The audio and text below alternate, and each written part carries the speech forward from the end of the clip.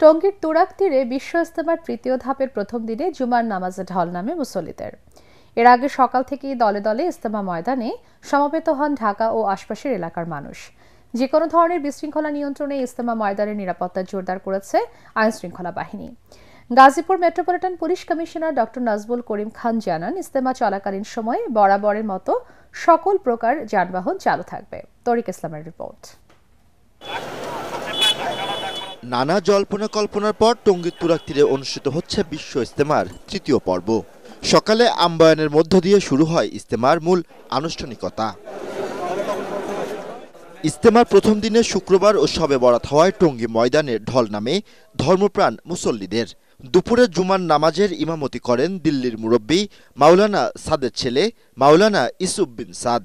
শান্তিপূর্ণভাবে ইজতেমার মাঠে নামাজ আদায় করতে পেরে খুশি মুসল্লিরা। সহবেরাদের মধ্যে জুমার নামাজ পড়ছে, এর জন্য আমরা সিরাজগঞ্জ থেকে টঙ্গী বুঝতে আমরা আসছি। আমাদের আল্লাহ যেন হেদায়েত করে। অসুস্থ শরীরে যাইছি এখানে বোঝা নাই, এতক্ষণ মাসের নামাজটা পড়া এই জিনিসটাই আসা। সকল ভেদাভেদ ভুলে একসাথে ইজতেমার আয়োজন করার আহ্বান মুসল্লিদের।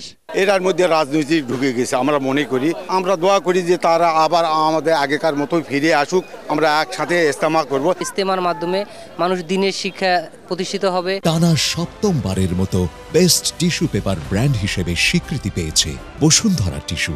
এদিকে ইজতেমা ঘিরে কয়েক স্তরের নিরাপত্তা ব্যবস্থা নেওয়া হয়েছে বলে জানান গাজীপুর মেট্রোপলিটন পুলিশ কমিশনার। আজকে জুমার দিন, পাশাপাশি আজকে রাতে শবে বরাত, তাই এটি একটি গুরুত্ব বহন করে। আর এই গুরুত্ব বহন করার জন্য ধর্মপ্রাণ মুসলমানরা এখানে প্রচুর সমবেত হবে। এই সমবেত হলে তাদের নিরাপত্তার দায়িত্ব আমাদের সকলের।